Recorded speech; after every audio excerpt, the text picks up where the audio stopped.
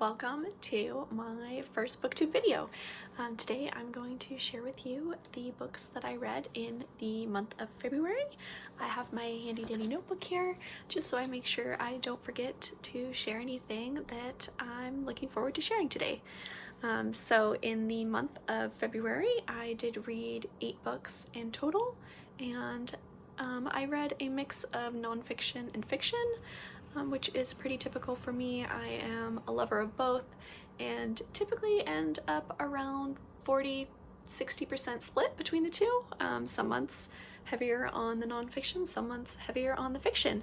But here we go. So the first book I read this month was Devotions by Mary Oliver, which is a collection of poetry by her. They are collected from a bunch of her other works and compiled into this one big anthology. And Devotions was a really nice read for me. It was peaceful, calming. A lot of Mary Oliver's work is very focused on nature, the human connection with the natural world, and just brings a very calming sense of peace, and just kind of this distilled way of looking at the world through a very simple lens. And this is the second work that I've read by Mary Oliver. I first read Upstream, which is a collection of essays. I read that back in 2022, so quite a while ago now.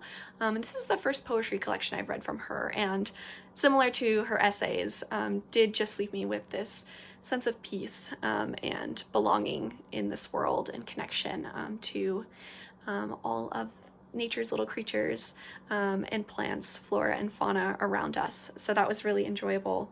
And overall, I rated this book 4.25 stars out of 5. The second book that I finished in the month of February was Invisible Man by Ralph Ellison, which is a book that I've been eagerly awaiting reading for a long time. I had a feeling after reading Native Son by Richard Wright next year that I would also love Invisible Man by Ellison, and that was true. I loved this book and am really happy to have read it. We follow an unnamed Black narrator in the mid-20th century and his journey from growing up in the South in a highly segregated area to going to a Black college also in the South, and through kind of some funny business he ends up in New York City, a place totally unfamiliar to him, and from there on you kind of follow this narrator as he is just tossed into the midst of, again, an unfamiliar place, ends up running in, and ends up really stumbling into this organization called the Brotherhood, who is very critical of just kind of like social and political issues. And our narrator kind of ends up here accidentally, and from there is just kind of a bunch of tumult and kind of hijinks ensue. And this book is so fascinating. You know, it covers so many things: racism, segregation, identity, politics, and also just is a great like taste of American history during this time period. Overall, it was a bit of a challenging read. It is a larger book, and the writing was pretty dense at some points, but really the plot kept carrying this book forward for me.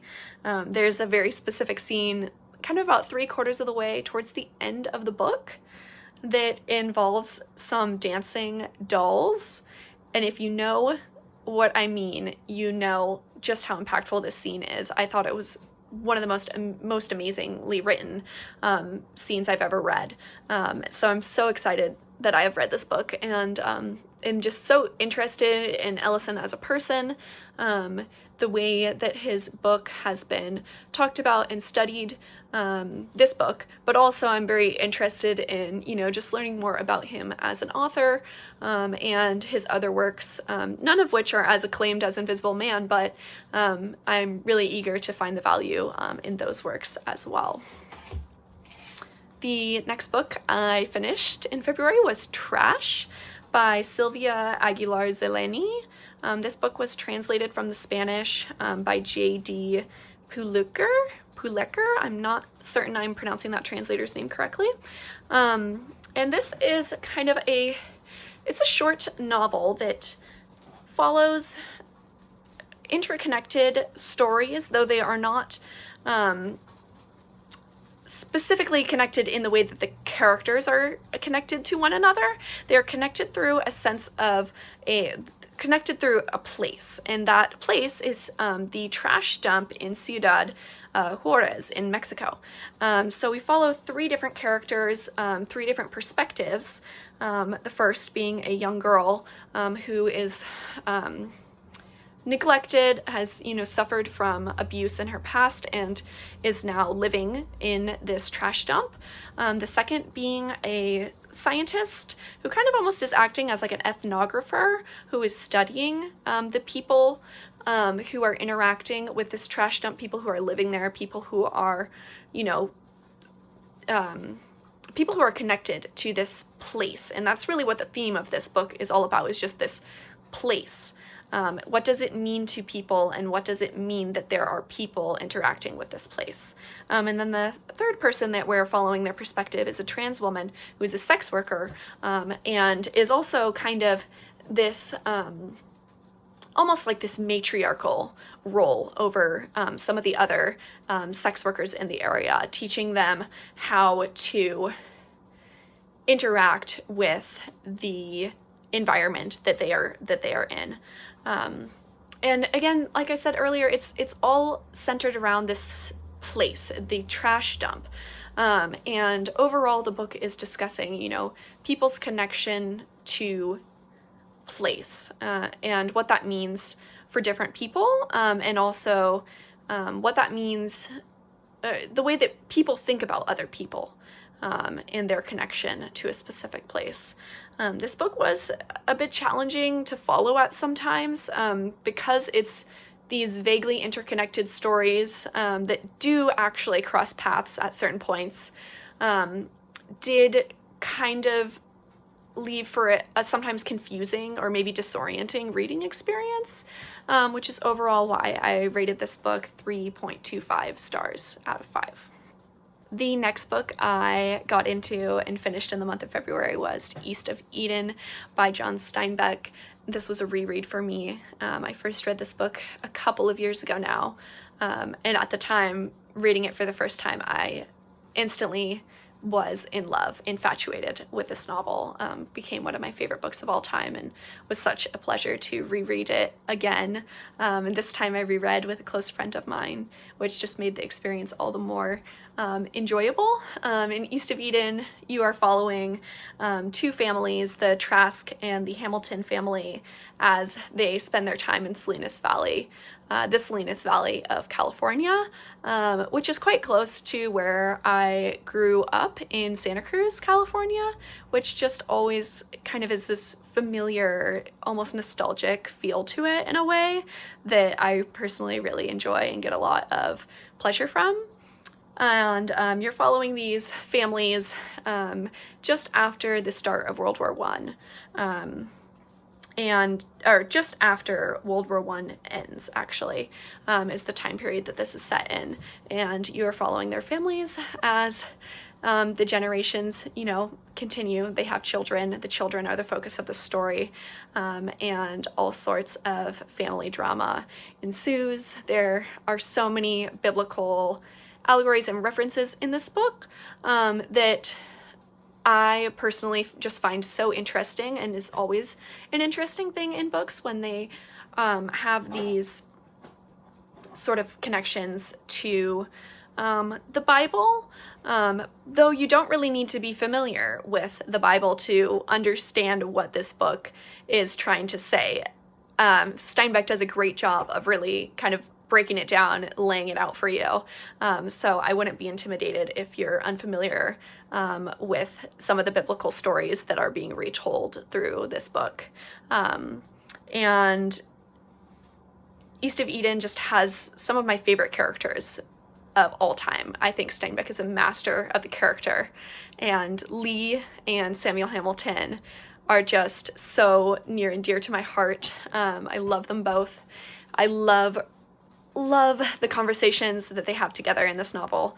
And again, this is an all-time favorite book of mine, and perfect 5 out of 5 stars, no notes, absolutely in love, and look forward to rereading many more times in my life.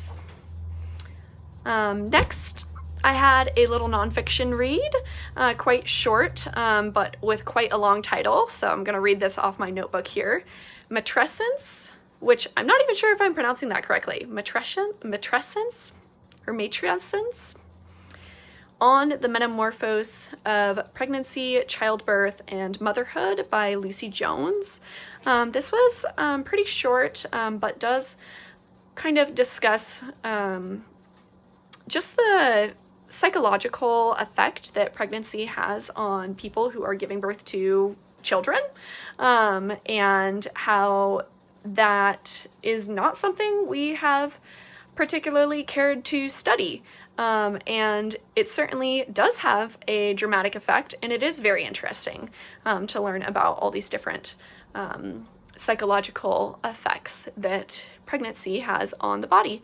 And it is kind of a mix of science, a sciencey book, but also infused with the author's personal memoir of their own pregnancies, and also just a kind of a history in general of how pregnant people have been looked at and thought of. And overall, I thought this was really interesting. I definitely need to read some Adrienne Rich after reading this book. She was referenced so much, and I haven't read her yet. And overall, I give this a 4.25 out of 5 stars. The next book I read was The Door by Magda, Szabó, translated by Len Rix. And this is a fiction book that follows a relationship between a woman and her elderly housekeeper. It's kind of an odd relationship. They certainly don't get along all of the time. You know, they actually have some serious disagreements just in the way that they go about their lives. This is a book that tells you the ending right off the bat, so not a spoiler, but the housekeeper does die, and our narrator, the woman who used to employ this woman, feels as though they are implicated. And that just sets the stakes really high right from the bat. And though we kind of meander through this book, there's always that lingering, the stakes are high, in the background of this novel. I thought this was really good. It really tackles the question of boundaries. What are people's boundaries in their lives, and why do people have certain boundaries in their lives? And what does it mean to respect that or to go against someone else's wishes?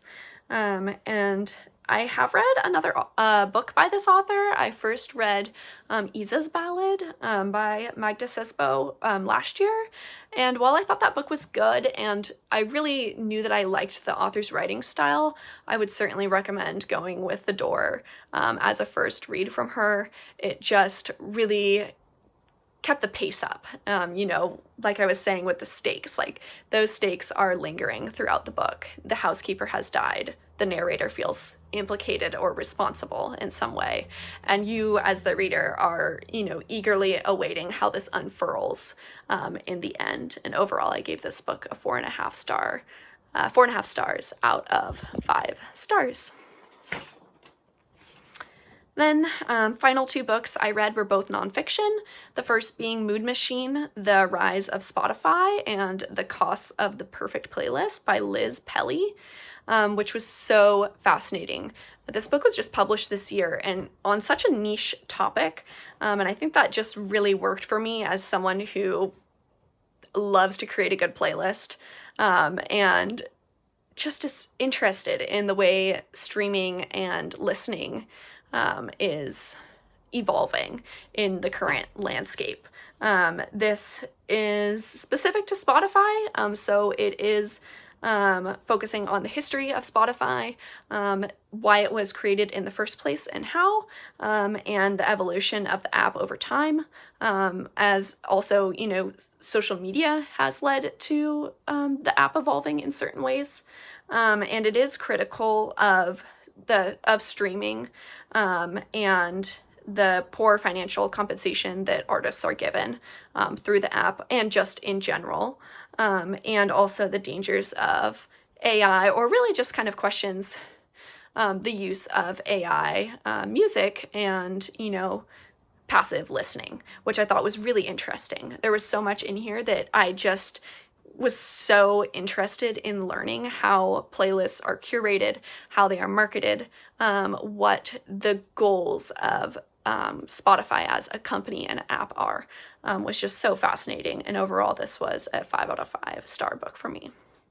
Then the final book I read was Light in Gaza, Writings Born of Fire. And this was a collection of different works, essays, poetry, nonfiction. It was collected by Jehad, Abusalim.